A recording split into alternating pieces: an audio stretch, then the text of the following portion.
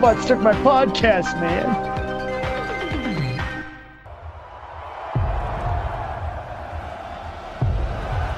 Let them be crushed.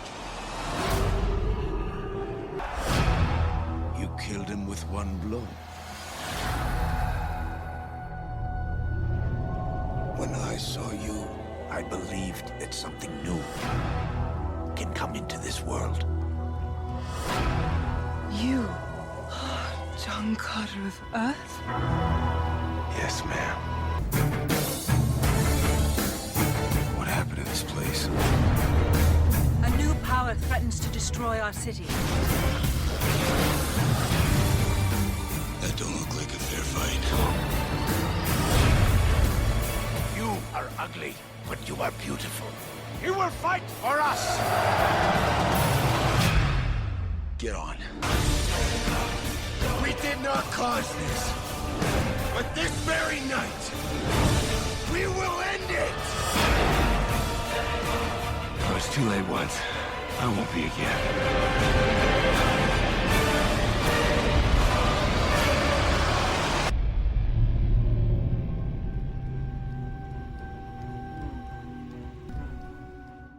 Welcome to our podcast. The robots took my podcast. I am Jordan. And I am Anthony. What movie are we talking about today, Anthony? Well, this week we are talking on its 10th anniversary. We are talking. I didn't realize that until you sent the article to me from Screen Rant. Yeah. Yeah. You know, there's a lot of buzz about this movie. It is the 2012 movie John Carter. John Carter, otherwise wanting to be titled John Carter on Mars, probably used that title overseas, I think, too.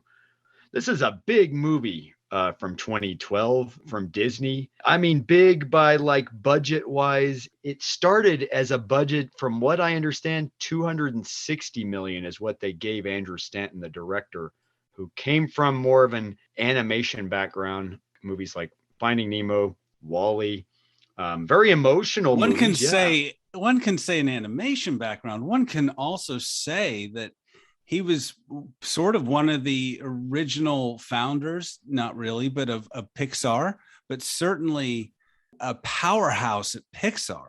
Absolutely. As far as being a director over at Pixar goes. Director, writer, absolutely. All that. Yeah. A lot of power behind his name, of course, because these are not small potatoes animation movies. Finding Nemo and Wall-E. And Wall-E is these movies all have a humanity to them and an emotion to them as well. And, you know, this is it's not really a bad idea to hire him to direct a movie where there's going to be a lot of visual animated effects anyway involved with actors. Yeah. He's got a shelf full of Oscars. I mean, Wall-E was no slouch. You know, that was a fantastic movie. I don't know as far as an actor's director how he was on set, but now John Carter is what the movie is called. It's based on a series of novels by Edgar Rice Burroughs, who a lot of people will know as the creator of Tarzan, right? Just a prolific writer. I think Tarzan had 20 something books. This is the Barsoom series or whatever they call it, about this guy, John Carter, who goes to Mars, and 11 books or something like that. He also wrote the Land That Time Forgot series. Yeah. And the Pellucidar series. It was adapted by Amicus over in England, I think, in the 70s. Yeah. Yeah. Amicus took a bunch of Edgar Rice Burroughs novels and turned them into wonderfully so bad they're good, cheesy, drunken Doug McClure movies. Yes, like At Earth's Core, 1976. Yeah, At the Earth's Core, A Land Time Forgot, The People That Time Forgot, all of these. I mean, I don't know if it was public domain or what, they were cheap rights, but they just cranked these movies out in the 70s. I will say this movie is probably a better rendition of Burroughs' vision than perhaps the Amicus movies. Fewer rubber monsters. Oh, yeah. As far as quality goes and as far as production level goes, this is, entirely on a gigantic level by comparison. But can you imagine a drunken Doug McClure version of John Carter?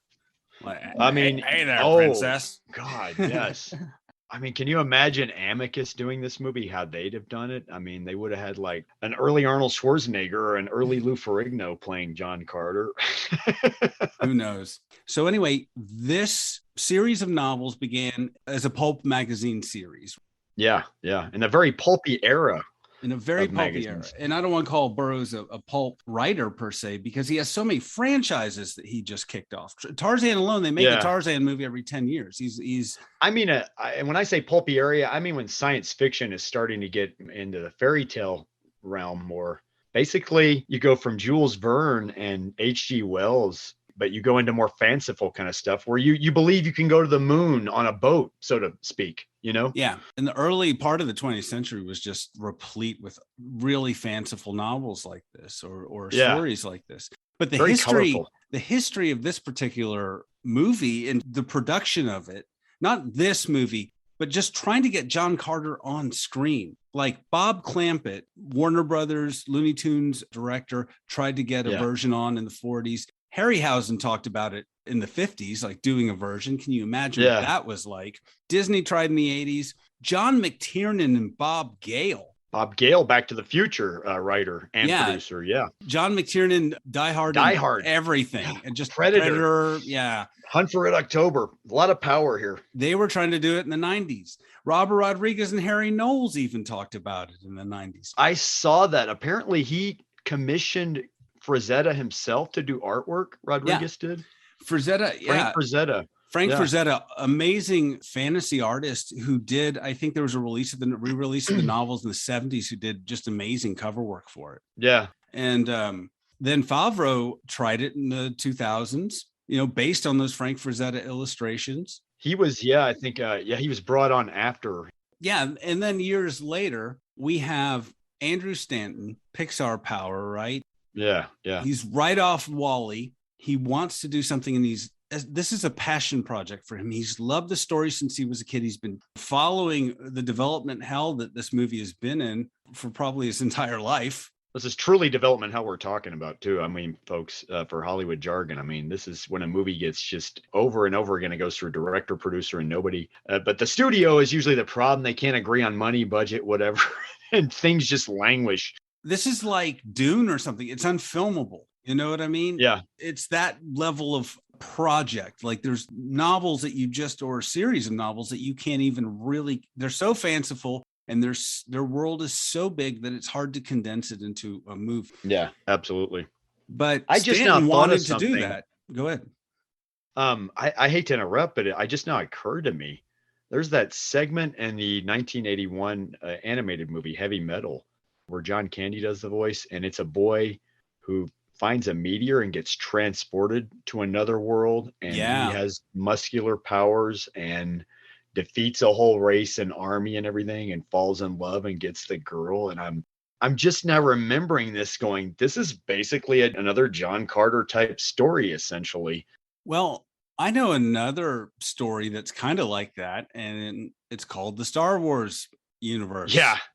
This is the granddaddy of Star Wars as far as fantasy science fiction goes. I mean, that was based more on like old Buster Crabbe serials. To add to what you say about that too, apparently Robert Zemeckis, who directed Back to the Future 1 through 3, and Roger Rabbit, list goes on, was asked to do this movie at one point, direct it, and he turned it down because he said George Lucas already took every idea that was good from all those books. I mean, because he saw where all of them were, apparently. One could say that, you have a story set on a desert planet.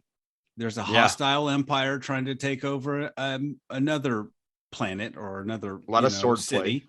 Yeah, a lot of sword play. A princess leading a rebellion, flying ships, speeder bikes, nomadic races of people.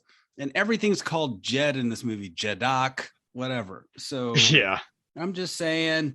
I looked it up too. Apparently, though, this is a very true adaptation of Princess of Mars, the first in the book of series of John Carter series. Yeah.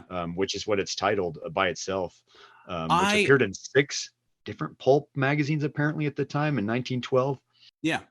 So I actually saw this movie in the theater. You did? And it was pretty impressive on the big screen for sure. Oh, yeah. And I went out and actually bought the book and read the book after this. Okay. Yeah. Okay. And I mean, it was 10 years ago, so I don't remember a whole lot from the book. I know certain things aren't in the book that are in the movie, and a lot of things that happened in the book happen in the movie, but not in the same way. But I will say that I think the movie off the bat really captures the book, the feel and the look and whatever. Of course, I read the book after the movie, so that colors my interpretation. But sometimes that's better that way, though. That way you don't come into it with a it's not like the opposite when you watch a movie after having read the book and you have preconceived expectations, whether it be comic book, novel, whatever. And you're biased against it because of that, because it's not like this, it's not like that, and the book's it's better. Not like you envisioned it. Exactly. Then you're that guy. It's like, well, the book's better because blah, blah, blah. And you're like, shut up, dude. It's a movie. Yeah. Can't make every book into a movie in the same way. I read Interview with the Vampire after the movie, and it made me realize the movie's a lot tighter version of the book, really. And it's essentially, there's things that get long and drawn out in the book. Dracula, Frankenstein, so many movies take the book and then just make it into a different art form. That's all it is. You can only tell a story in a certain period of time. They condense it through there. Yeah. So Stanton, this was a passion project for him. He loved the story. He pitches it to Disney, and he wanted a franchise. You know, he wanted a series of movies. You know, let's film the whole series of novels. And I think even Tom Cruise wanted to do it. I heard that was during the John McTiernan era that Tom Cruise was going to be in there. And he came back. He was already approached with the project. Really? I didn't know that.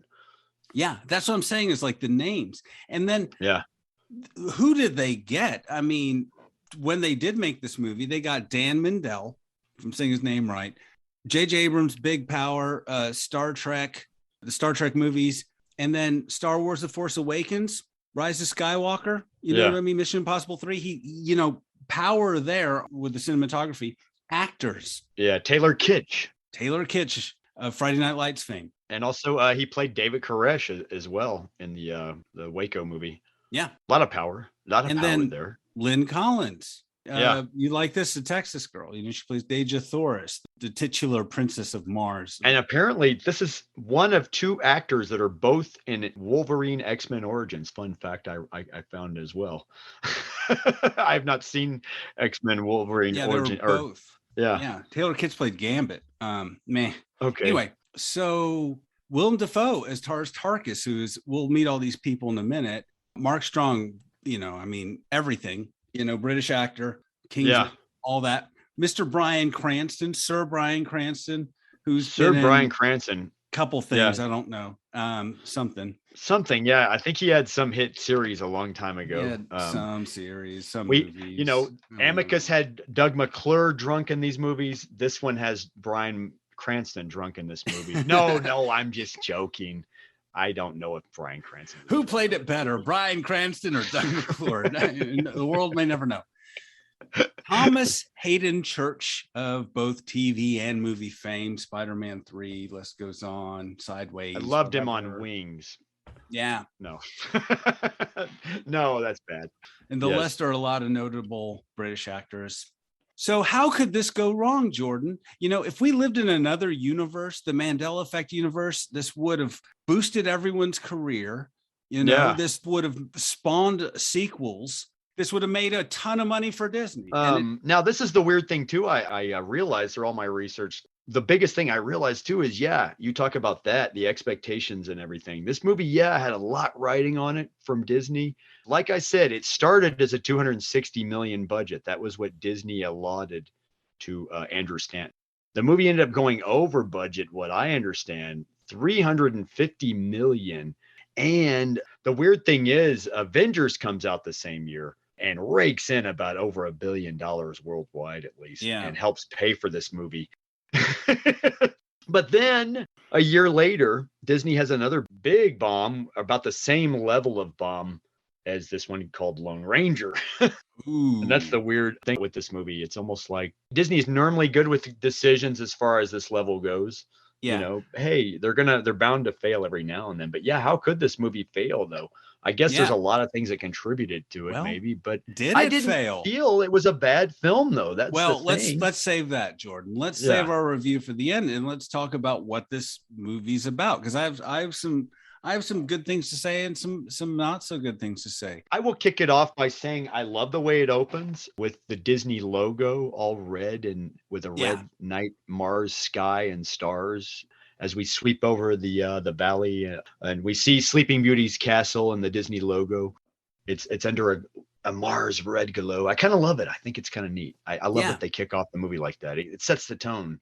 I love that when they set the tone with a logo in a movie. Oh yeah, Sorry. totally, and it really does. No, Really. I liked it too. I have that in my notes. See, so I'm going to get some of these names wrong as we go along. Do the best we can. I'm not good with these fantasy movies. I'm not good with them. Okay, so we're going to try to get through the plot here, and we find out that guess what, guys? Mars isn't dead, but it is dying. Yes, through this introduction. Yeah, its real name is Barsoom, and there's these two cities fighting. These two city states, Zoldanga, if I'm saying that right, which is a huge walking city, and Helium, which is not a floating city, by the way. It is not floating. Yeah. And before anybody cynical knocks these names out there, this was in the book, folks. I'm sorry. These are the names directly from the book lifted. It's not an invention on top of that. It's not a screenwriting invention on top of that. This is from the book. Remarkably close to the book. That's why it's so wacky. Because I mean, Burroughs had a fantastic imagination. Just absolutely, just incredible.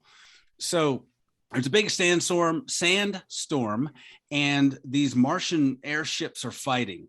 And then there's this one dude, and he's spared, and these bald guys come in, right? And they say, "We serve the goddess," and then they give him this morphing, I don't know, nanotechnology morphing gauntlet that's all powerful. It's like a power glove, Nintendo power glove, but better. But it's made out of like a coat hanger that glows. I think. A glowing. Describe it. A glowing jelly coat hangery thing. I don't know. It just wrapped around weird. his arm that wraps itself around his arm in a mimetic polyalloy kind of way, I guess. And then we cut to New York in 1889, and this guy John Carter is being pursued by some people. Yeah. Oh, I think it's is that the year 1889 or 1889? Yeah, I believe so. Okay. Unless I wrote it down wrong. And so he's sending a telegram to Ned, who's his nephew. His nephew is actually Edgar Rice Burroughs. Really little too on the nose. Yeah. Which is based on his first pen name. Ned was the first name in his pen name. Look at you, Jordan, taking us all to school. From what I looked up. Finding facts anyway. Yeah. Yeah, it's a little too on the nose. It's like Milton in Devil's Advocate. We talked about that. Stuff like that bugs me. Now, this is a very mutton chop heavy part of the movie, so be warned. Yeah. And John Carter, a lot of mutton chop power. Crazy. He's kind of this crazy person. He's got this wall of photos. Like in every movie, you've got like lines going to things if you're insane, or strings connecting pins. That's just tells the audience that you're crazy. And there's this explanatory prologue, how Burroughs is whatever, his nephew, and now he's reading his journal. His uncle's dying or has died.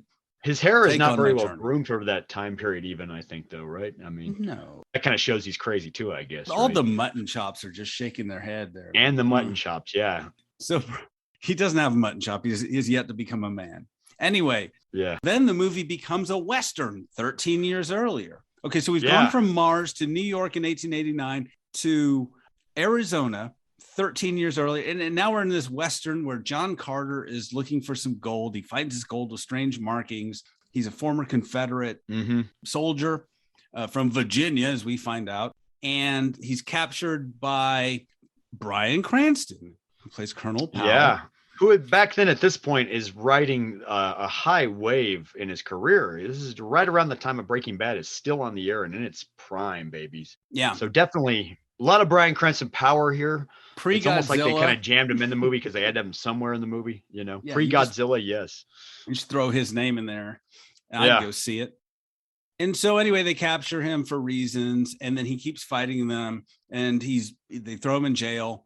And he escapes and steals a horse, and then of course the Yeah. cavalry's chasing him, and then they run into some Apache, I think, and then there's he's saying something to the Apache, and I think Apache, Jordan, is not an easy language to learn. No, it shows how intelligent he is, right? He's good at languages. And He knows languages. He knows other language. He knows the language knows of the Native languages. American Apache language. Yeah. And it sort of, I want to say, foreshadows what's going to happen to him later on in the movie. Yeah. Although I must admit, I can almost hear Waylon Jennings narrating at this point, like Dukes of Hazzard style. You're like, oh, what did old John Carter get himself into now? Yeah, that's right. On the next commercial break. And so John Carter runs into this cave. He's telling the Navajo to leave. I don't know what he's saying. Anyway, Yeah. So the cavalry comes, gets this big fight. He runs into this cave with the colonel, and the Navajo are like, oh crap, and they don't go in this cave. I keep saying haunted, I guess, Navajo. yeah. It's the Apache. Apologies. I'm sorry, Apache. Yes, it is Apache. The Yes, Apache, correction. I believe. Sorry, I should have cut you off on that and corrected you. I know. Slap my hand. It's Apache, Anthony, there for the edit. I know. Will Smith is going to come up and slap me. Anyway, I got it wrong. Anyway. Right. Take my motherfucking tribe name out of your motherfucking mouth. So they're in this cave, and then the colonel's there dying or whatever. And then there's this bald guy in robes that just appears, and he's got Yeah. this glowing thing in his hands. Some medallion thing. It's a medallion Glowing. thing, the MacGuffin of the movie. And then he bites him, kills the guy, and then the guy says these words, and then boom, what happens, Jordan?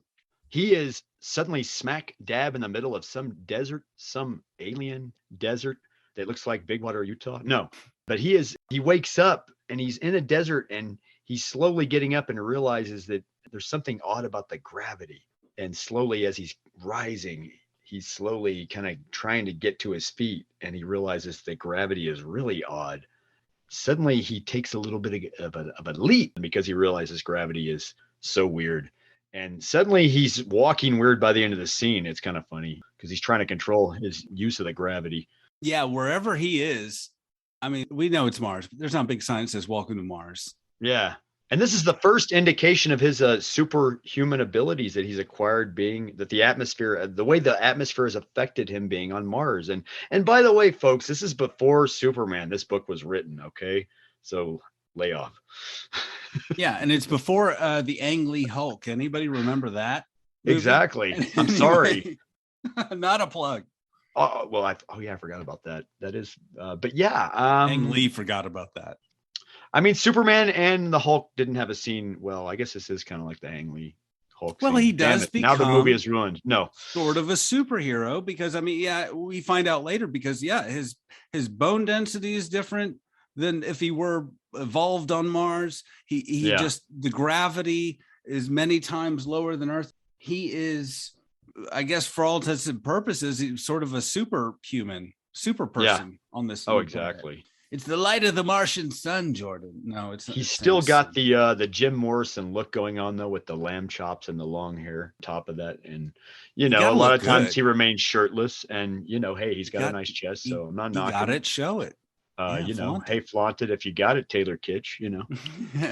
So anyway, he happens upon these eggs in this container or this glass, Yeah, now this is where it looked kind of weird, I thought. It's, these little baby alien that are slowly hatching. Some race that we're going to see later on in the film more of. But yeah, that's the odd. I thought that was odd that we kind of got introduced to that right away. But it's really strange. Well, I mean, it's what I think.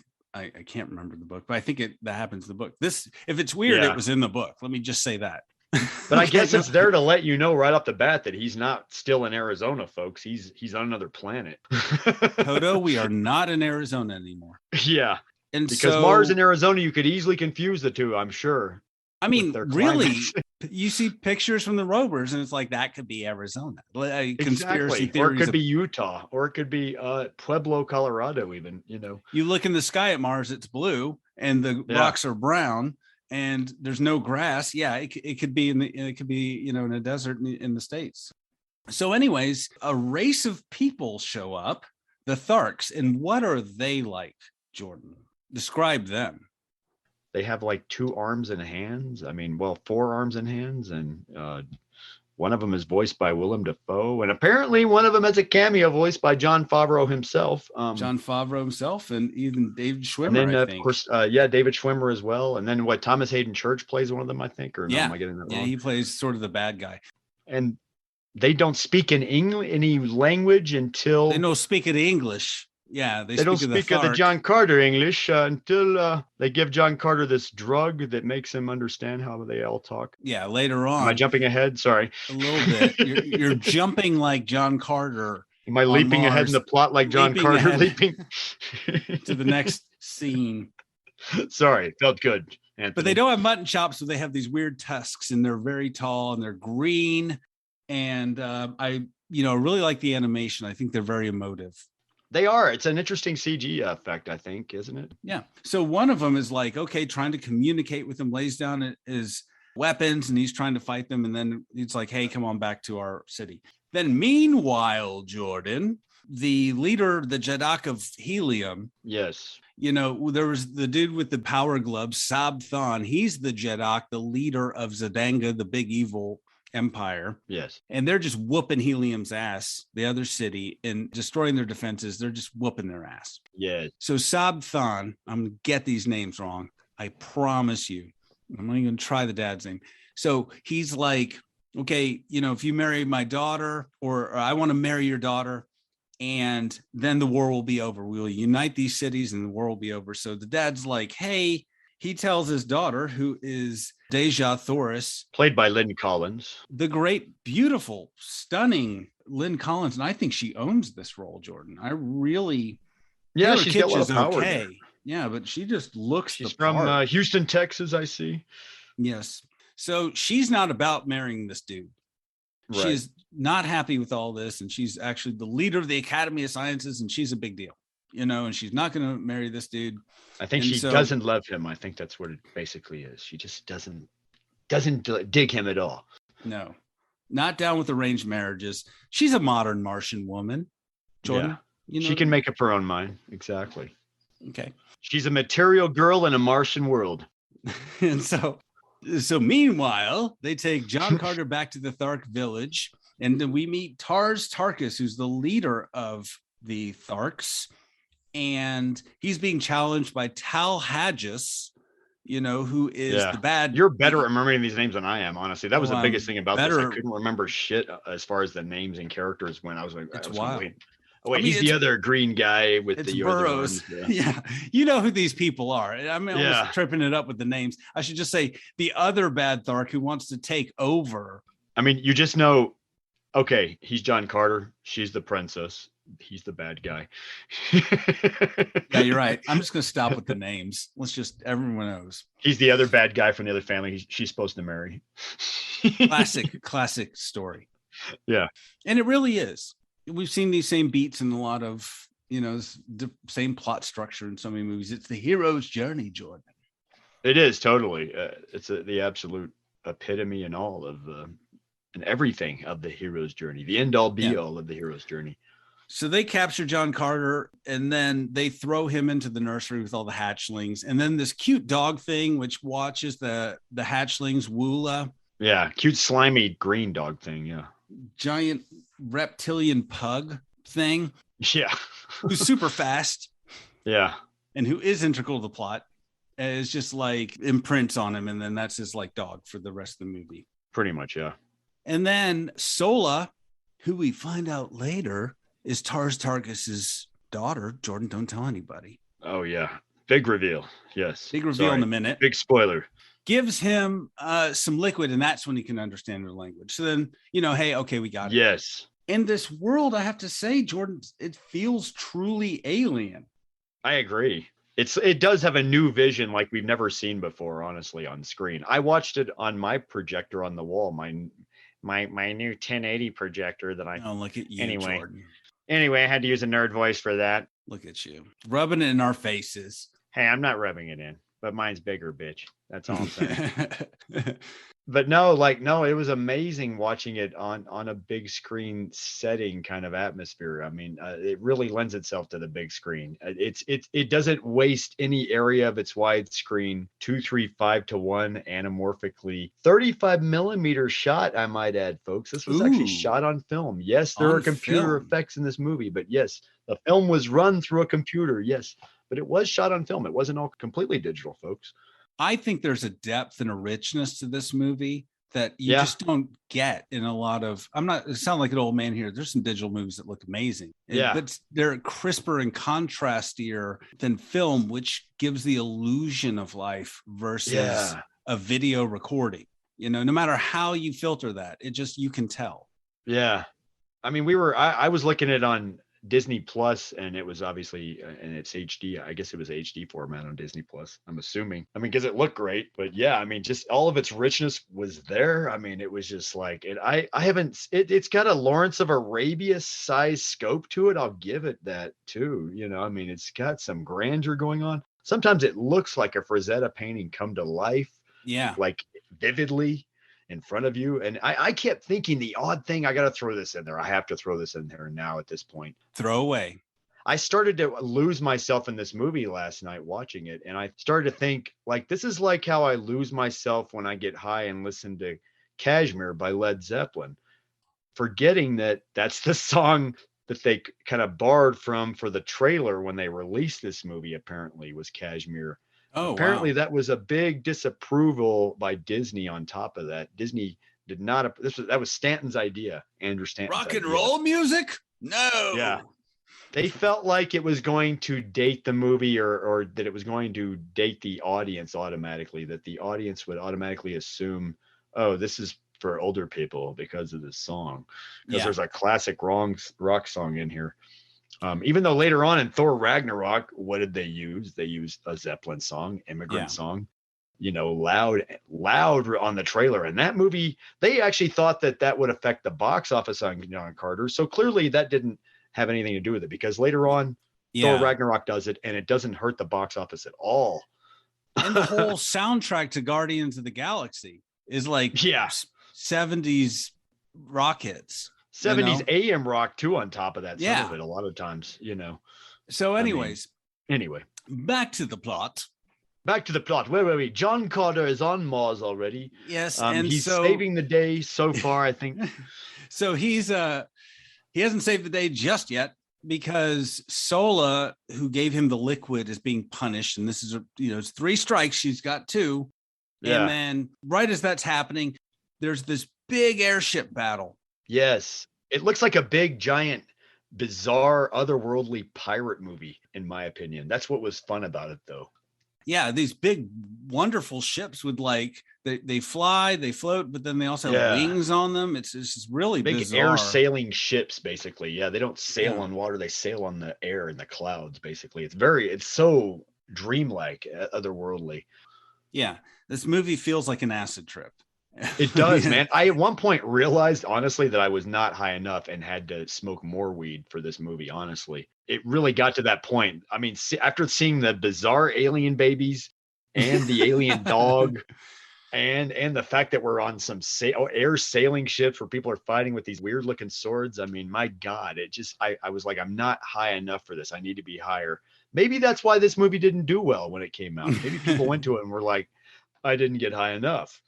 No, it'd be funny if Disney put that in the marketing. Be sure to be high. Come see John Carter. And that's what happens when I don't write a joke ahead of time before this podcast, folks.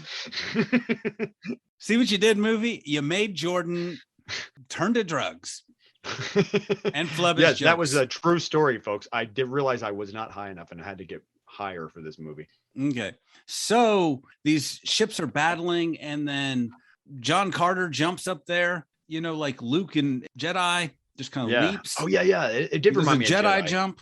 The sail barge sequence in Jedi. Yeah, it reminded me. It's what this reminded me of, about the Sarlacc pit and stuff. Exactly, the Sarlacc pit. Yes. And so basically he saves Deja Thoris, who's, this ship that's going down. Yeah. So then the bad guy with the power glove, Sab Than, fights, John Carter for a minute. They're fighting there, and then they escape. The Tharks start shooting the ship, and it goes away. And I have to throw in, oh my God, the music by Michael Giacchino is so awesome. I think on this sequence, it sounds so classically romantic and soaring and kind of and almost serial-like on top of that. The music is fantastic. The music fits what you're seeing. It's very well supporting this movie. Yeah, sure. Beautiful orchestral, sort melodic of fanciful. Yeah, fanciful, exactly. And so anyway, Deja Thoris is there, and she's like, John Carter, he looks weird because everyone on Mars has red skin, and he's a white dude.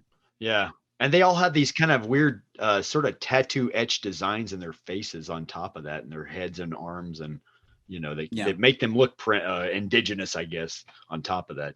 They all got henna tattoos. That's what happened. And then, yeah. So anyway, so she's like, who is this dude? Who are you? And all this. And she explains, who she is.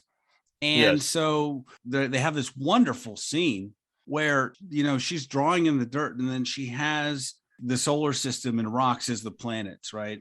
And she's like, this is Yasum, and he's like Mercury, and she's like Blossom, and this is Venus, and he's like, and this is Earth, where we are. And she's like, nope, that is Jasum, and we're over here. This is Barzum. Yeah. I thought that was funny. Yeah, that was cute. It's really a good reveal. Yeah. And at that point, he's like, oh shit. Yeah. I can't help but wonder if this movie is kind of helped by one of the screenwriters of Michael Chabon, who also co-wrote Spider-Man 2, which I thought was one of the best. I'm talking the Tobey Maguire Spider-Man, which was one of the best out of all the Sam Raimi Spider-Man movies, in my opinion.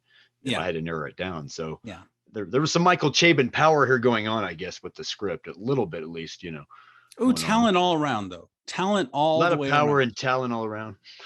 Then she's like, okay, we've got to go down the river Is, and then we're going to find the answers. We're going to find out how you got here and how to send you home.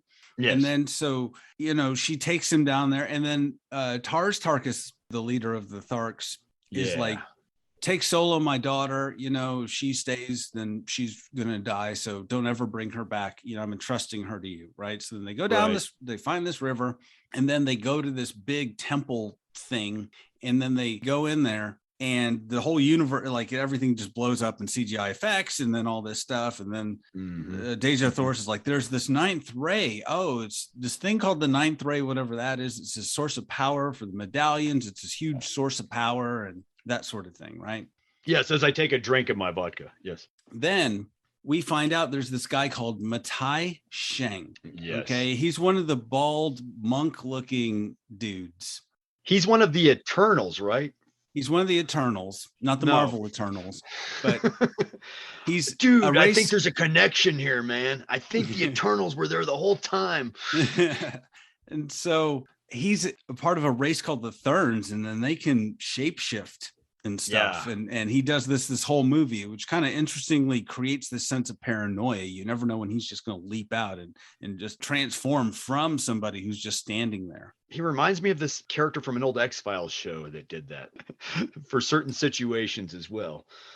Oh yeah. It's like Mystique from the X-Men or something, kind of that. That's been used in a lot. And by the way, folks, these villains all speak in classic Shakespearean dialect, pretty much classic English Shakespearean dialect after Carter took the drug, of course, Yeah, it's a fantasy movie. Everyone, half the cast is British, but the other half is affecting British accents. It's a reasonable effect, I'm sure. Like British people are like, no, balderdash, it's like dreadful accents in this movie. But anyway, I just love when we go to another planet in a movie, in a big giant Hollywood movie like this one, or Superman the movie from 1988. It's always these aliens always speaking classic Shakespearean accents. It's always like British accents. It's not like a bunch of dudes from the Bronx like, yo, what's going on here? It's like that too when you go back to the serials, though. That's the funny part. When you go back all the way to the serials, from the Flash Gordon serials or the Superman serials, when you're on another planet, same deal. It's like always this Shakespearean delivery of the dialogue. It's like audiences expect it. If you don't have that, then you're like, ugh, this is It's not fantasy. I know. That's the weird thing is we accept it though as an audience. That's the funny thing about it. We accept it naturally. You know? Yeah. Oh, of course. Yeah, of course they would talk like that. Well, we got to understand them somehow. Let them talk like that. But Matai Shang, the leader of the Therns there, is actually played by a Brit very well. Mark Strong, who was in Shazam, Kingsman, bunch of stuff. Good actor. Yeah. Good great bad actor. guy. A lot of power. And so he wants this wedding to happen between Helium and Zedonga to unify the planet, right? Right. And so because Mars is dying and they need to join forces. Dying. Mars is dying. And so we cut back to John Carter and Deja, and he's like, wait a minute, this isn't the way to Is. And she's like, oh, yeah, my bad. I'm taking you to Helium instead. You see, we have this war, and we really think that you could come and help us. My wife and I one time had a fight about the way to Is. Okay, so that's nothing. That's a serious thing. Yeah. Just saying. Okay, anyway. Yeah, I mean, who hasn't been like, someone has promised to take you to Is, and instead they're taking you to Helium? I mean, I've tons disappointed. Hate to break it to you, disappointed. Yeah. And so anyways, so that's when they find out about the ninth ray, and there's these people called the Thunes, and they're like wizards or something. And anyway, and so she convinces him to fight, please fight. What? Yeah. And then we have a flashback to his dead wife and daughter for reasons. And then this whole tribe of other Tarks, who's sent by Matei, if I'm saying his name right, they come and they attack John Carter. I love it. Yeah. And then they fight John Carter, and he's just fighting hundreds of people. Like he's just like whooping ass. Almost. Yeah. Yeah. He's kicking ass like Thor almost. And all these much bigger aliens are attacking him. So then he kicks some ass, and then Deja's father and Sabtan show up, and then Sabtan offers his life to her, and then she agrees to marry him. And then, of course, John Carter's in prison again for like the third time in this movie. Yeah. He spends half his time in jail. He no good, Jordan. He's not. Man spends a lot of time in the slammer, both on Earth and on Mars, apparently. Yeah. Maybe he ain't good for you, princess. Maybe you need to think about a different man.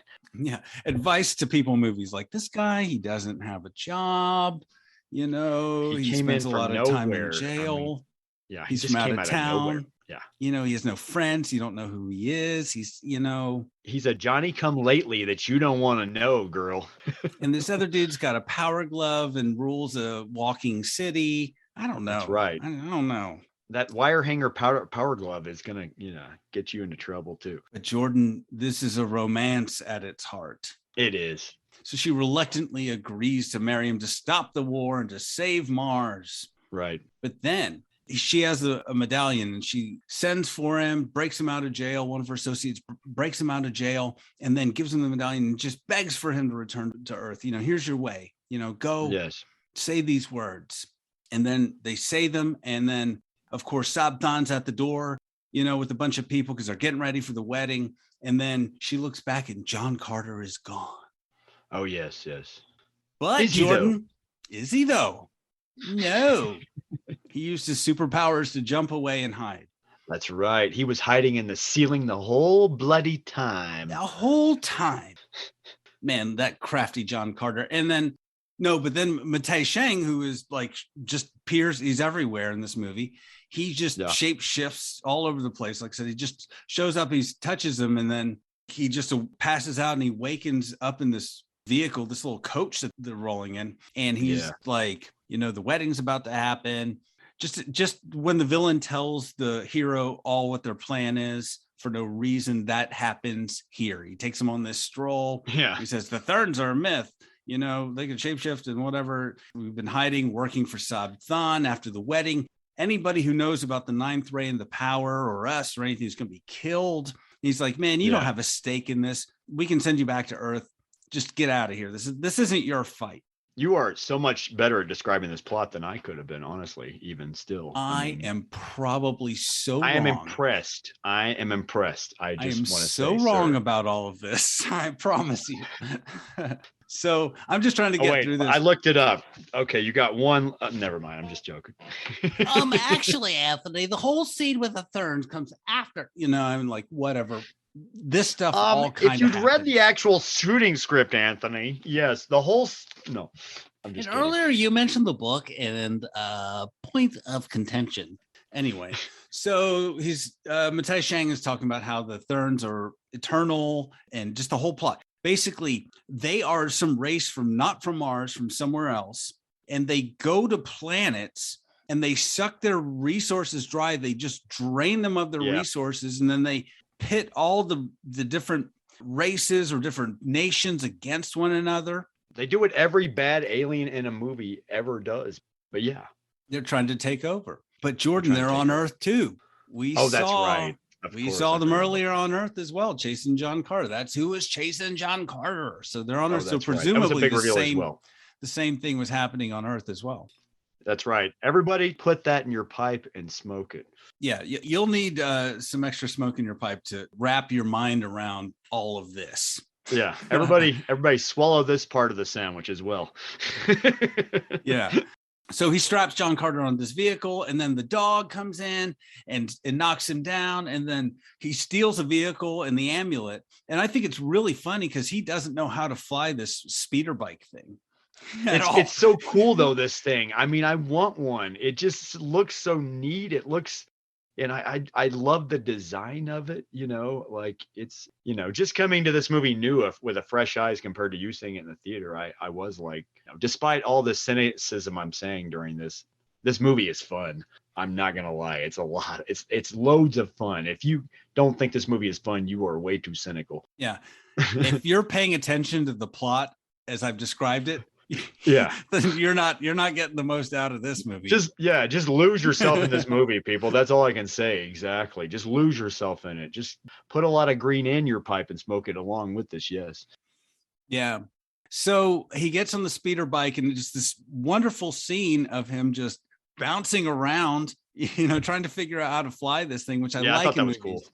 Because mostly just people just jump in something they know how to drive it, not like alien technology. And it's this universe has kind of this nice lived-in steampunk futuristic vibe, Yeah, exactly. It's almost done in the style of the time period it's written, which I adore.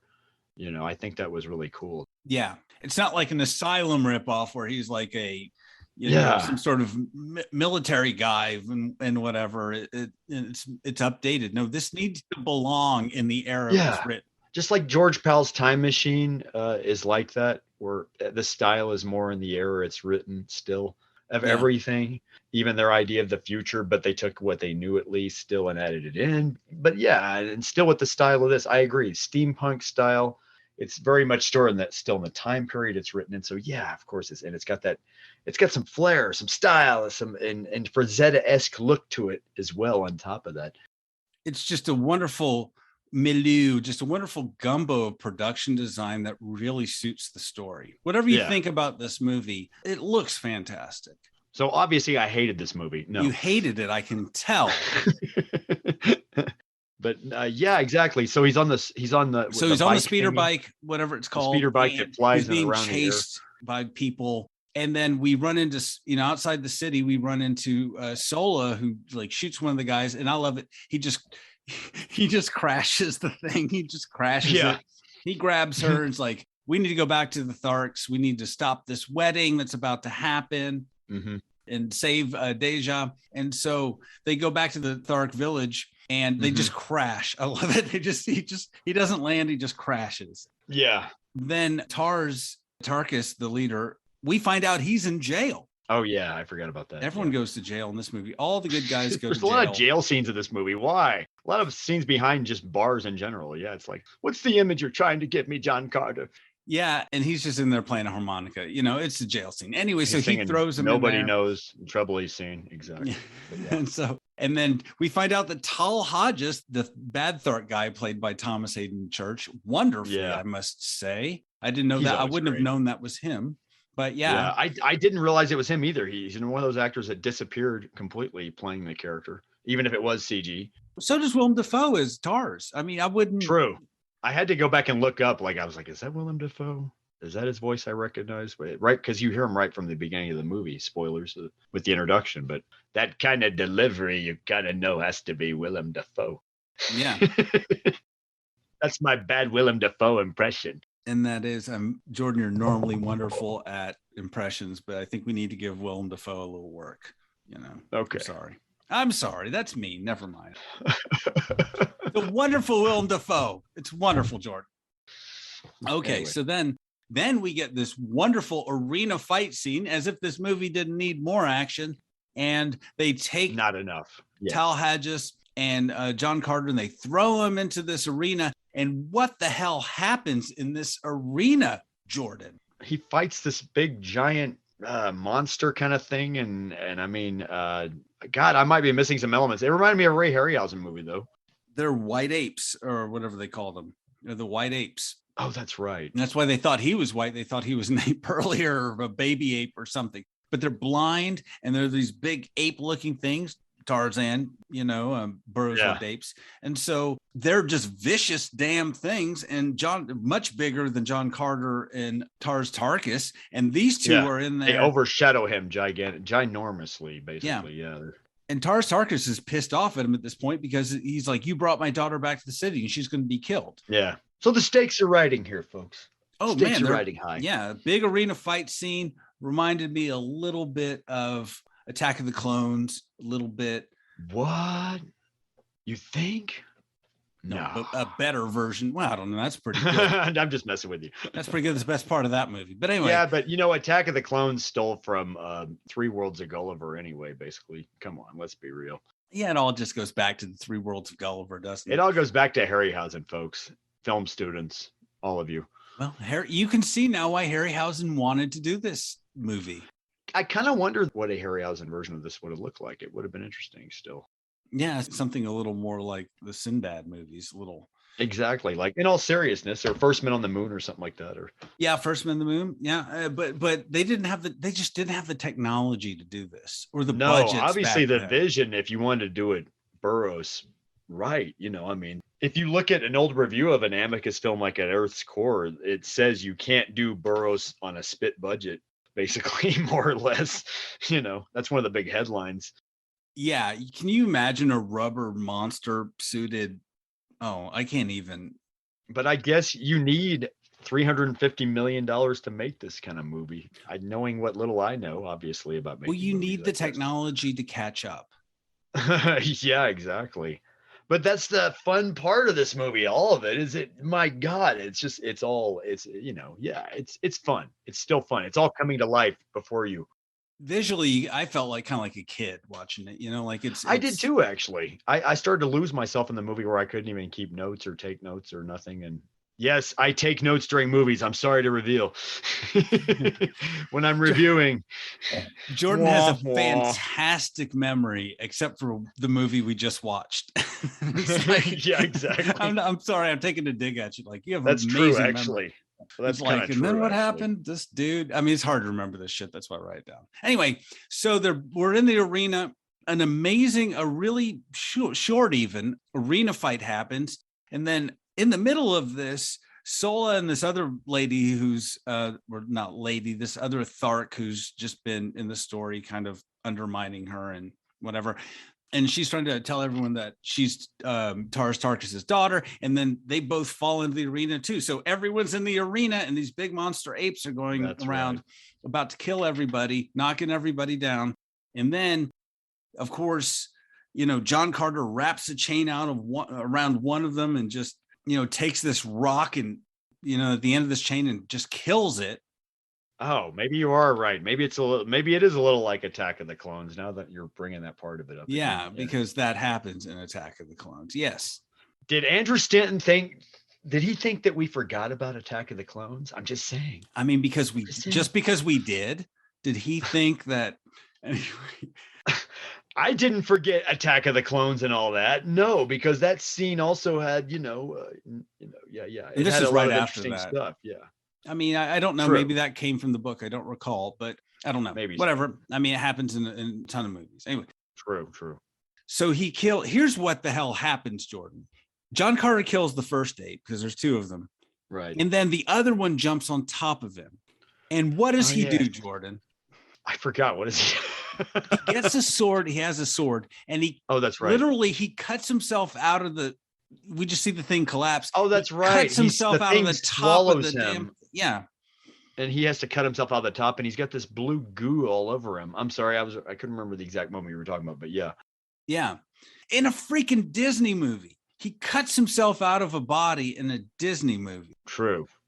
With this sword, and then he's in front of all the Tarks, and then they're all like, "Yay!" And then we expect that in a Men in Black movie. We don't expect that that was Universal though.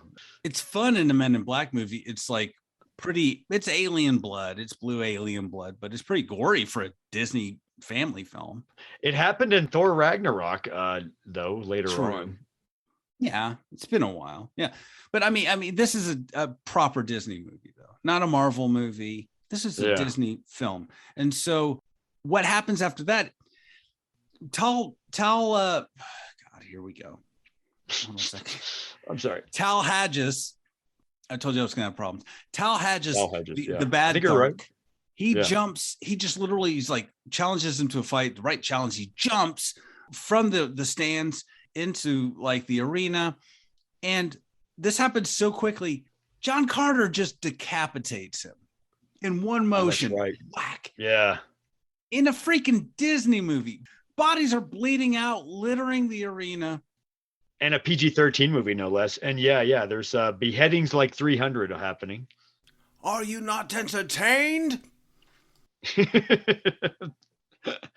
Mommy, I'm scared. No. Yeah. Okay. Maybe not that bad. It's fun, but it's just a lot of alien blood being spilled. It's done in a comic book, cartoonish kind of fashion, at least. Yeah, it's bleeding blue. If it looked crimson, though, it would be like Disney even would be going, "Whoa, wait a minute, you better reshoot that." Can we make the blood blue? Can we do that? Like in the original cut, it was red.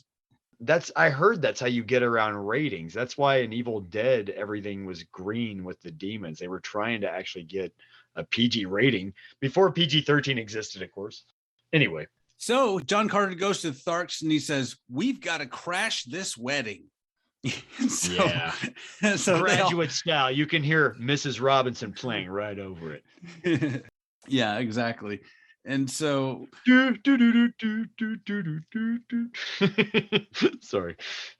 Yeah. They've got to go crash this wedding. And so anyways, so John Carter rallies the Tharks, and then he and Vince Vaughn go to crash this wedding. And That's so right. the Tharks and Owen Wilson. No. And Owen Wilson. Wedding Crashers 2. Martian Wedding. Oh, I'm there. And so he rallies the Tharks together, and they all ride on their beasts over to Zidanga. And then they just burst into Zidanga and just swarm the city. And then what happens, Jordan? And eventually, John Carter gets on his knees. Am I skipping ahead? Yeah, hold on. So they get this dude. Nobody's in the city, by the way. They get this dude, and it's like, "Oh, that's right. Where is everybody?" God. And he's like, "Everyone went to the wedding in Helium." And then like Tarkus just smacks John Carter in the head like idiot. Oh yeah, I forgot about that. And so he's like, "All right, let's get in some airships and go down there." And they're like, "Tharks don't fly." And then he's like, "Fine, I will go alone." Oh, that's right. Tharks don't fly. I remember that. I did love that line. Yeah. And so the wedding is going on. Very beautiful scenery and effects there. It's very majestic. It's very beautiful. Yeah. And John Carter literally crashes the wedding because he crashes through the skylight. And then just this big battle ensues. Yeah. And so he's telling everyone, this is a trap, he's just going to kill everybody. And then these Therns are going to take over the whole planet. Or he doesn't say that part, but he's like, it's a trap.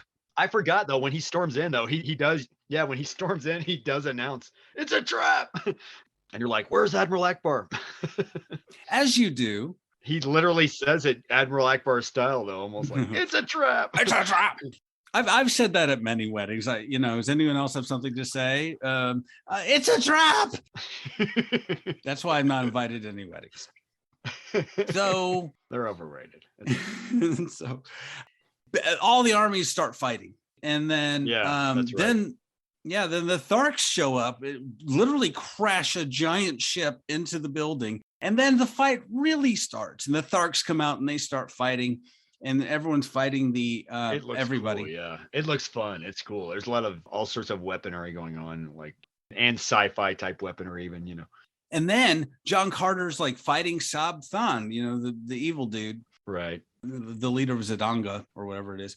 And the glove, he's got that power glove, and then it kills him, and then it starts to like take over John Carter and kill him. That looked really gnarly too, really weird. Just gonna say. Everyone's dying in this movie. It's a family film. But the effects are so trippy on this movie. I mean, they are such a trip to watch. Just the way that thing crawls onto his arm and overtakes him and everything. And anyway, I'm just saying, dude. And then I forgot he goes. And then Matei shows up. Matei morphs and is like, "Hey, I'm here too." And he shows up. And then earlier, John Carter like grabbed the medallion from because the dog saved him. And that's how he got on the speeder bike earlier. That part. So he's got the medallion. And then so Matei, or whatever his name is, Shang just grabs the medallion, and Matei Shang wants the medallion, and John Carter throws it. And then, of course, Tars Tarkas is there and picks it up. And then we see John Carter there asking, "Hey, give me the medallion." And then it turns out that he's Matei Shang in John Carter's form. And John Carter shows up and he's like, really I'll explain later. The guy disappears and I'll explain later. And it's all crazy. A bunch of crazy shit happens. Plot is happening all over the place. It is. It breaks. The scene breaks out. The plot is fighting with the audience. Like, plots in many directions. I'm trying to describe all this. I'm just trying to. Anyway, there's this big fight. I commend you, sir. It's a lot of revelatory things happening at once. This final act of the movie. And so Matei Shang just disappears. We got a lot of story to tell here. And then John Carter out of nowhere gets down on his knee, as you said, Jordan. And what the hell does he do? It's so sweet. He breaks it to the princess. He asks her for real, like, "You want to marry me? You know, will you marry me? You know, will you marry this Virginian country boy?" Something like that. I don't know. He sounds like his roots again when you can tell it's sincere this time, Anthony. It's sincere. Anyway, it's kind of sweet, I thought. But I mean, look, they already paid for the space. They already hired the caterers. I mean, you know what I mean? Yeah. Might as well have another. The caterer was expensive. It was from another planet altogether, too. Exactly. Another quadrant. So, yeah, they came a long way, those caterers. And so, anyways, he uses his old wedding ring from his dead wife and proposes to her with that, right? Yeah, that's not weird at all. Yeah, totally cool. No memories attached to some that ring.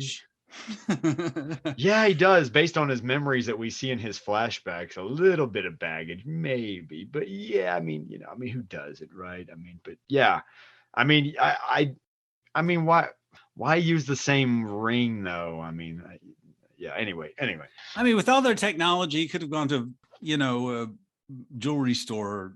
I don't know. Why couldn't he go pull a Superman 3 and go find a piece of coal somewhere on Mars and crush a ring out of it? You know, if they're going that far in the plot. Yeah, I never thought about that. Right. Yeah. So, So anyways, not weird at all moment, totally normal, totally well adjusted. And then she's like, "Yes, always yes, I will marry you." Oh, yeah. It's sweet though. It's sweet. To me, it happens a bit abruptly, honestly. It's like battle, let's get married. Anyway, but they've been through so much together. They almost got killed by the guy she's supposed to marry and all that, and then he saved her twice. She saved his ass twice. They've been through a lot together. I mean, come on, that would just warrant the justice of peace right there. Jordan, if you're on a plane, God forbid this ever happens, and some terrorists jump onto the plane, are you just going to why? Are you just going to just marry the person who happened to be sitting next to you on that flight? Because you've been through a lot together? Well, no, I'm married to begin with, so maybe, maybe I wouldn't. What if you went to Mars? What if would your wife be cool with that? I can't go back. Well, that's another story. I feel bad that I couldn't see my wife and kid, kind of. That's the answer. Stop there. Anyway. Stop right there. It's a trap, Jordan. It's a trap. And so anyways, So hold on a second. But then we have this false ending, basically, you know, false ending. because, and don't get me wrong, I was wrapped up in the movie where I almost believed. I was like, oh yes, of course, I'm marrying the princess, because I feel like I'm in John Carter's shoes at this point in the movie, you know, for no reason, you know, as the audience, and I'm just like, oh yeah, we're going. Of course, I'm going to marry the princess, and oh wow, what a happy ending! And shouldn't the movie end right here? Yes, with the happy ending and whiteout credits. The end. John Carter. No, that's not what happens. No. What happens? Well, the dude that morphs all the time shows up. I forgot. Well, yeah, John Carter, after he got married, he decided to toss the medallion out into wherever, into some abysmal area, into a canal or something. And and then right then and there, conveniently, morphing guy that shows up everywhere, shows up there, zaps him right back to that fucking cave in Arizona. Bam. Where he first left. Whoa. How does this suck? You know, it almost reminded me of that moment in Somewhere in Time where he like wakes up in the present, you know? Yeah. And it's depressing in a way. And then it gets more complex after that. Yeah. We find out that the crypt that he had himself buried in at the beginning of the movie, buried from with a key with inside, actually has a way of opening, and he left it to his nephew. Is it his nephew, Edgar Rice Burroughs? Yeah. We go back to his journal that Edgar Rice Burroughs, Ned, is. Yeah. I can't believe I remembered all that. I was very impressed, Jordan. I was very impressed. But yeah, it's very sort of confusing and difficult to describe. But he's searching the world to get back to Mars. Yeah. It's sad. He's languished for 10 years on Earth, we find out, which this part of the movie I kind of almost wish had been cut, honestly. Well, I'm going to get to that in a minute. Yeah. But yeah. Okay. Well, we'll get to the editing in a second. Yeah, exactly. Because I got notes. But yeah, so to wrap up, pour another drink, load another bowl. So we have this whole end scene, which ties back to the beginning of the movie, but nothing in between. Because we find out this has all been a flashback, basically. Being on Mars is what Edgar Rice Burroughs' Ned was reading in a flashback, some papers that he'd left in a journal. Yeah. Dearest Ned. Who writes in a journal, Dearest Ned? Like in my journal, it doesn't say, Dearest Jordan, should you ever read? This to me felt a little like Pal's Time Machine at the end, though. George Pal's Time Machine, which I've always loved also. That's one of my favorite movies, actually. George Pal's Time Machine from 1960. Big plug. Anyway, but yeah. And so he's searching the world. He wants to get back to Mars to his wife. It's really sad. He's searching the world. He's trying to find a medallion. He realizes that there's portals all over the planet, and all he has to do is just find a medallion. Yeah. And so we have a scene where he finds one, and then he dies. You know, he goes into this crypt and then transports, or is presumably, presumably back to Mars, right?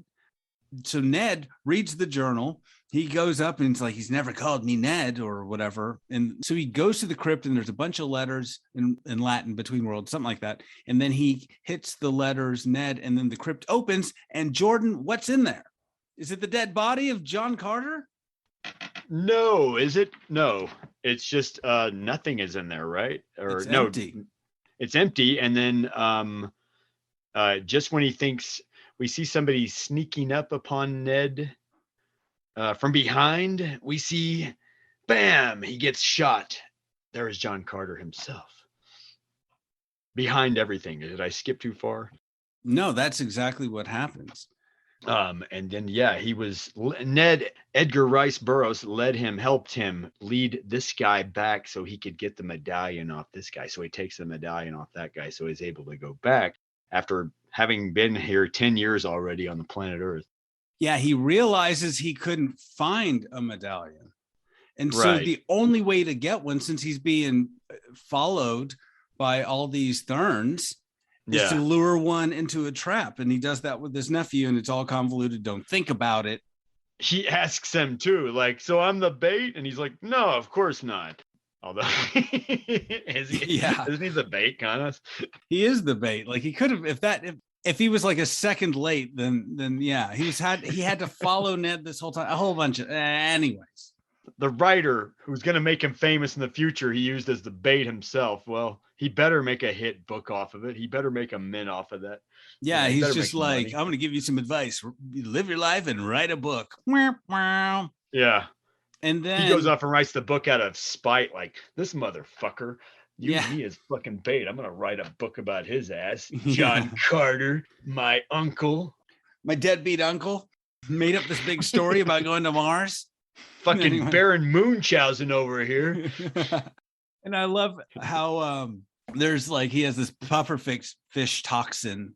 Oh, that's right. Pufferfish That's it. toxin, and Yeah. it helped him to sleep. And that's suspension of disbelief. I mean, Same thing that helped Romeo die, you know, in Romeo and Juliet briefly before he Yeah. really killed himself or something. Yeah. Yeah. to sleep. Or Juliet. Yeah, pufferfish toxin for sure. Anyway, and that's the movie. It's over. That's It's the done. movie, folks. We go back to Mars, and we don't see him reunited because guess what? We want a sequel, Jordan. I know. We're That setting was this up for a I sequel. thought we should have had some at that point. We went on that long. I thought we should have had some like where they embrace, you know, he's back on Mars. Thank God he's back after 10 years on Earth. And because he's not from Earth from our time, folks. He's from Earth like at the turn of the century where technology is just taking off. He doesn't have the modern, like, you know, nice stuff, you know, that we do. Yeah, Mars is an upgrade. And Mars, hell yeah, Mars is an upgrade compared to the, come on, man. It's like, yeah. Jordan, do you want to live in the muddy, horse crap strewn streets of the turn of the 20th century? Or do you want to live in Mars where there's like Exactly. Well, that's my point exactly. flying ships and hot princesses and stuff? Yeah, exactly. So this movie, I feel like you go ahead. I'm sorry. No, I mean, go ahead. What are your thoughts? I feel like the movie could have been a little shorter. Yeah, You I know. agree. Go ahead. That's my overall thought, is that the movie could have been a little shorter, a little tighter, could have been a nice brisk 90 minutes or so. You know, the beginning, they could have cut to how he got there. Because come on, that's where we're trying to get to in the movie quickly, is where we want to get to Mars quickly. We want to be in Mars. Yeah. The introduction could have taken less time to get there. I feel like we should have been in the Civil War already, maybe. I agree. You know. I think they should have just started Arizona. Boom. Maybe a prologue, something just began in Arizona, not even begin in Mars. I never read the book, but I don't think all that introduction was there in the book. Like, am I wrong? I don't know. I think it was, I don't recall, but I think The beginning and end kind of connecting like that. I wonder. I don't know. But of course, I need to go read the book, honestly. You know what? It reminds me of Saving Private Ryan. You know how there's that scene at the beginning with the old man at the grave? And it adds nothing to the movie. It's cheap. It sort of just tries to elicit emotion and draw us into the story. It's not that bad a scene, guys. Oh, I agree. No, but it doesn't really. I always felt the same way. Like the present scenes in that movie didn't really matter compared to all the stuff that went on in the movie. How they save Private Ryan's more interesting than first reflecting at the beginning of the movie and then leading into it. Yeah.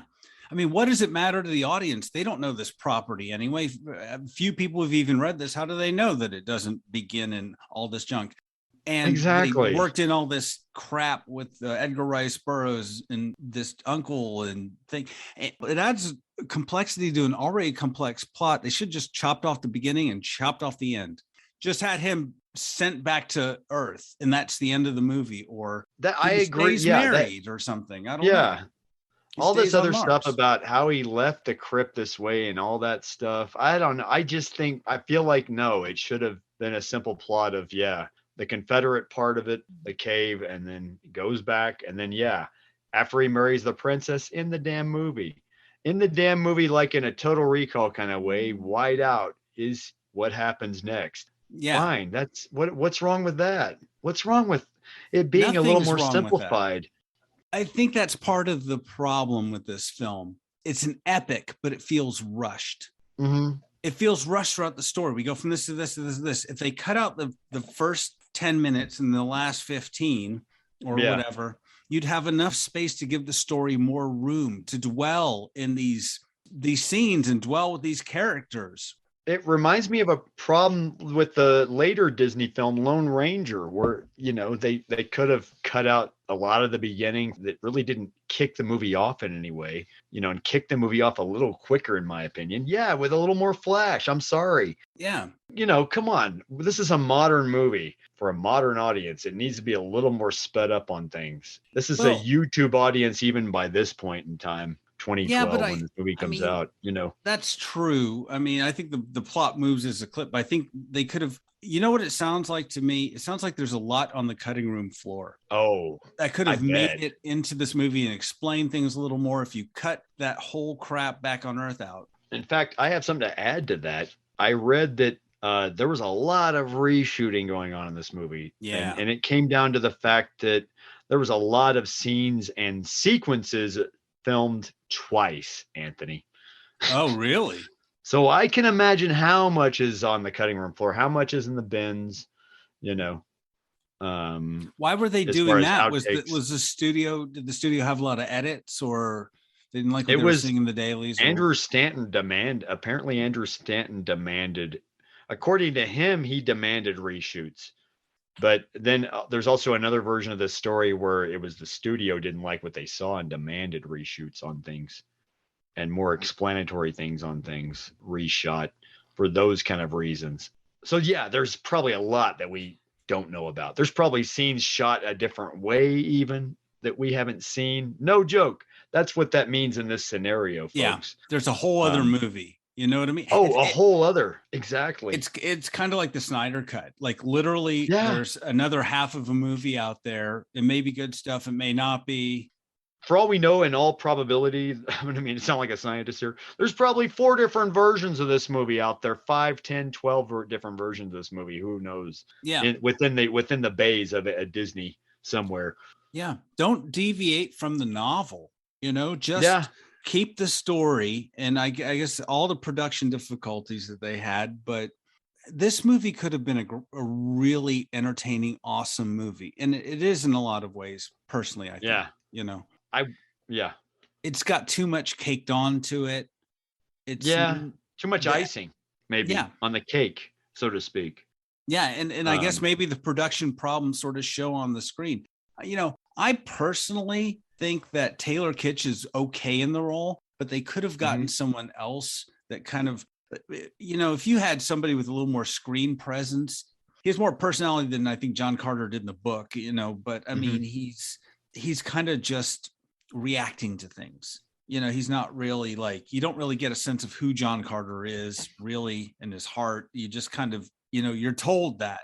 I mean, I'm a little bit opposite opinion on that part. I think this movie is actor proof, so to speak, as far as I agree. Yeah, I agree. He's fine. But I just think another actor could have really, maybe it was the direction. I don't know. You go from directing animation to directing people. It's just a different thing. Though half this movie is animation, really, sort of. Well, look at it like a situation like Speed. Speed is a great movie overall. It's not because of who's in it. Speed is just a really well-paced movie. At least it's a fun time with an action film. At least you could have me or you. It doesn't have to be Keanu Reeves in the lead role. You just have to have somebody looking at the clock in that movie. You know what I mean? Yeah. But maybe that's a bad example, a case in point. But I feel like it's the editing partly to blame. I think they had a story for this movie's overall performance. Honestly, it should have been cut tighter. I agree. Maybe. But honestly, the atmosphere is there. The acting is all there, as critical as I am. I mean, I have no fault with the acting. The script and plot, it's a fantasy movie. The bar is low. It checks a lot of those boxes. Yeah. The CGI holds up 10 years later. The CGI is top notch. I mean, clearly he had access to Pixar technology on this movie, and it shows, man. I mean, this is some flawless. This is not like even the robot soldiers in Phantom Menace, or it's not even like the Gungans in Phantom Menace. This is all these aliens look real. And they look real. Yeah. Nobody's stepping in bantha poop. Nobody's, oh, John Carter used to go to helium. I mean, it's not. I can't help but wonder. I didn't look it up. The thing that he flies around in looked like partly that they built a practical. And I could be wrong. It looked like they built a practical model or actual prop to sit on. Yeah, You I think they did. I mean, he's sitting on at least partially. And if that's true, I love them for that, honestly, that they actually built something for the actors to sit on, This and looks like react a to. universe, Jordan. This looks It does. intimate little intricate and detail of this. That's the thing. world All is on this display. criticism aside, it's not a bad movie in my opinion. It's so much No. fun. It's a lot of fun. There's a lot of movies I would rather not watch than this, like the Peter Jackson Hobbit movies or other fantasy films. That one's longer. Rather watch this than maybe Attack of the Clones or some of the prequels. I mean, I think it succeeds in ways that those movies didn't. It's not a bad film. It's just got some problems. But I think the reason it didn't do well, and I'm not the first to say this, is the marketing killed this. They didn't make featurettes. They didn't really plug it the way they did. They called this damn thing John Carter. I'm sorry, unless you've read like the Burroughs novels, who the fuck knows who John Carter is? Is it John Carter Chevrolet or is he an orthodontist? Like, who the hell is John Carter? What does that have to do with anything? Yeah, why couldn't they call this movie John Carter on Mars? Or call it the title of the novel, The Princess of Mars. Or Princess of Mars. Why not? I mean, I don't get that part either. That feels like I did read Andrew Stanton had taken over the marketing. He didn't like the way Disney wanted to do the marketing, and he used the Kashmir Led Zeppelin. He used a section of it, like on the trailer, like the instrumental part of it. Disney disapproved of this decision on his part, and he fought them, I think, over this. Maybe from what I've read, that's the story. This is just the story that I know. I have read. I was not there, people. But yeah, that's what happened. Disney disapproved of the music he used as far as the marketing went, and they thought that affected the overall performance themselves. And this movie failed so badly at the box office because it only made like $250 million domestically. It did well overseas, and it was big in Russia, apparently. Well, I mean, the numbers I saw, and this is Wikipedia and other sources, and I rarely really trust these, but 306.6 million is what it cost over time, reshoots, all the production problems dragging on. And then domestically it made 73 million, Jordan. Oh, I didn't realize that. Okay, I was way off. Globally, so all that other money is that to make the 250 million. So 70 globally it made 263 million. So a huge flop. It's hailed as like one of the worst flops of all time. They lost some money, but apparently Disney lost $84 million from this movie. And then Rich Ross, who was there from the beginning, this executive, resigned after this movie. That's how bad this movie went down. It's kind of sad in a way, but heads got to roll, man. Somebody's got to take the fall. He resigned himself. He felt like it was his fault that he didn't oversee things better. And he came from television. He wasn't used to mounting a big giant movie like this, And it does take a type of person to be behind a movie like this. Yeah. But I mean, just a little nip and tuck here and there. I like the movie. I think it's perfectly fine the way it is. Yeah. Trim some stuff, cut footage to space out the story and give us a little more explanation on what's going on. And then market it like you market every other damn movie. Because I remember seeing, Jordan, like posters for this. It would say John Carter and then some weird aliens. That doesn't mean anything. John Carter doesn't mean anything to me. It was just John Carter and a red poster. Yeah, and that's oddly too. The actor Taylor Kitsch was in another movie where he played a guy named John. It was John Tucker Must Die, and it's like, it's almost like that's like this movie's secret title is John Carter Must Die. It's a different title maybe, but yeah. How to make a movie fail. But I mean, maybe it was the marketing of this movie. Maybe the marketing, and maybe it's not all Stanton to blame. Maybe it's Disney as well for not stepping in and going, no, let us market this baby. Let us do our job, okay? I mean, they had enough faith in the project to throw all that money at it. I guess there's a certain point where they were too far to turn back. I have a hard time believing that they would put all their eggs in one basket on this director, though, marketing wise, and go, no, you know what? We'll let you. Yeah, you know what? Okay, fine. We'll let you have your way on this. Yeah. I think the only thing he may have had his weight on was the trailer itself with the Zeppelin thing, but I don't think that was the overall writing decision. I don't think that was the overall writing bad marketing decision, obviously. Yeah. You know what, Jordan? Surely it couldn't have all been him. Yeah. Disney's not going to let a director like that, even still in that position, say, hey, do what you want in the marketing. You've never had any experience in this marketing a picture like this. Do what you want. Call the movie A Princess of Mars, #1. Commission a Frank Frazetta style old school paint poster. Why not? Yes. Instead of just the blocky words, John Carter, like that means anything. There's no name recognition of this property for most of the population. Yeah. Lean into that. You and I, you know as well as I know, Anthony.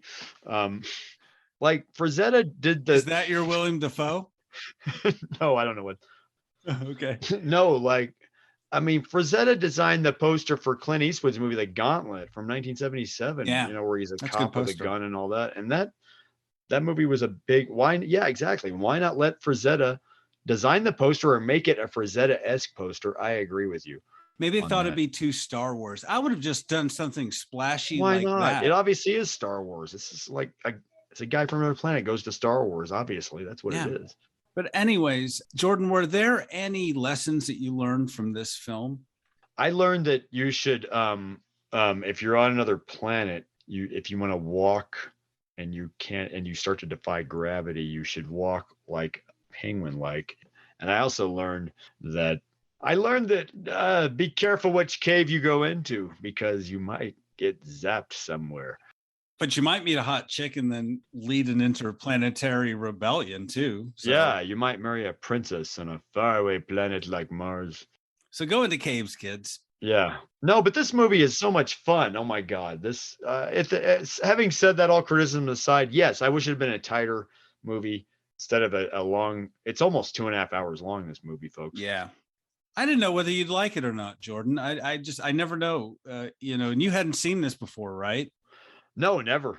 My dad is a big movie fan, and he went to see it when it came out. He didn't understand why the movie was not a bigger hit himself, even. I saw it too, and it was like, wow. It's not the world's best movie ever, but there's a lot of other worse movies. I've had worse days at the movies for sure. I got chills when he saves the princess and jumps with her, and you hear the nice stirring Michael Giacchino music over it, the stirring romantic score by him.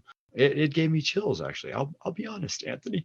I can't believe this movie is 10 years old now, though. That's shocking. My God. Yeah. This is more of a study in business, how not to market a major tentpole movie. Even if you're Disney, apparently, like you would think Disney could market anything and sell it off the bat, and apparently it's. Or maybe audiences didn't want to see this. I don't know. I think history has been kind to this movie. I think it will develop, if it hasn't already, sort of a cult following. Yeah, I'd love to see a director's cut. Well, maybe the movie is a hard push because everything's been done in Star Wars and everything else since, but it feels different than a Star Wars movie. It feels like a fantasy. It does. I agree. It feels even more fantasy than Star Wars. Star Wars is a lot more grounded. This movie's like a fever dream. Yeah, exactly. Yeah. This is like Jodorowsky's Dune come to life. Mm-hmm. It does what a movie's supposed to do, though. It takes you away, I mean, obviously that's what the book was supposed to do itself, even for the time. And Edgar Rice Burroughs was all about that, just taking the reader away, obviously, to another world. I can't speak for him, but I think if he saw this movie, I don't know, I'm just speculating, maybe he'd be like, yeah, that's not bad. Holy crap. Oh my God, it'd blow him away from being from where he's from, of course, but yeah. Yeah. So anyways, Jordan, what kind of rating do you give this film out of 10? I give this don't make me do a conversion this week. I give it 4, maybe 3.5 to 4 out of 5 medallions. Glowing blue medallions. or glowing or should I say glowing power glove, wiry power glove, coat hanger power glove thingies that slip onto your arm. Yeah. And I agree with you. I think 7 or 8 out of 10. I don't think that's too strong. The movie's strengths way eclipse its weaknesses for me. Absolutely. I think, yes, plot wise, it's too much plot, yet not enough. Too much. Yeah. And then at the same time, the movie is so much fun. That's the funny thing. You feel like you're in John Carter's shoes a bit, Yeah. that kind of thing, which is what's supposed to be. Maybe it was too outdated of a story. Maybe it was the wrong time and place for the movie at the time that it came out. I mean, Avengers came out that same year. Yeah, maybe if it came out today, all Yeah. things being equal, it might be received a little more after we've had an Avatar, after we've had just a lot of fantasy movies, just really, more in this vein. Although And- this movie was after Avatar. Oh shit! Oh fuck that then. 2 cutting years that after Anthony. I don't fucking remember that. It was after Avatar. That's no excuse, Anthony. How It's- dare this movie be a failure, Anthony, like its sister? No. Oh, sorry. I sound like my father now. No. Yeah. No, All cut right. that part out. But yeah, I totally agree. And like I said, history will be kinder to this film. I don't know what people were smoking. Not enough weed, apparently, in 2012, Jordan. That was Over the problem. time, maybe. I mean, it's got life on Disney Plus now. Maybe over time, people will rediscover this movie as like a, this movie's like a Wizard of Oz kind of movie in a way. I'm going to say that. Yeah, I'll be nice and say that shit. I mean, it's a real movie, Jack. Yeah. It's a Wizard of Oz, but I mean, yeah, with giant hairy blind apes and four-armed alien green men. I kind of wish I'd seen this in IMAX in the day when it came out. I don't know how I missed it now. So Yeah. All right, Jordan. Well, that's John. what Carter. do you rate this? Did we get to your rating? I'm sorry. Yeah. I did my rating. I said Okay, yes. 7 to 8 out of 10. I pretty much agreed with you, but you're making me do math again. Decapitations in a Disney family movie. Oh, wow. Was there that many? Oh No, my there's, God. There's enough. There's that arena scene was pretty bloody. John Carter was decapitated at the box office. I'll tell you that. Boy, was it. Poor movie. I'm glad I saw it again. I had a lot of fun. I'm glad you liked it. I did too, honestly. It wasn't as much as I wanted to sit there and go, every now and then I lose myself in the movie. Just turn your brain off and Yes. and let it happen. Yeah. All right, Jordan. Well, it's been great talking to you about movies.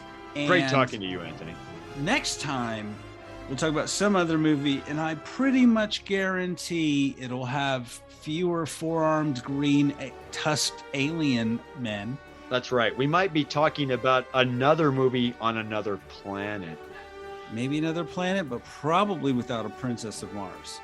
Yes. Maybe. Yes. All right, Jordan, I will talk to you later. All right, buddy. I will talk to you later. This has been... The robots took my podcast, man.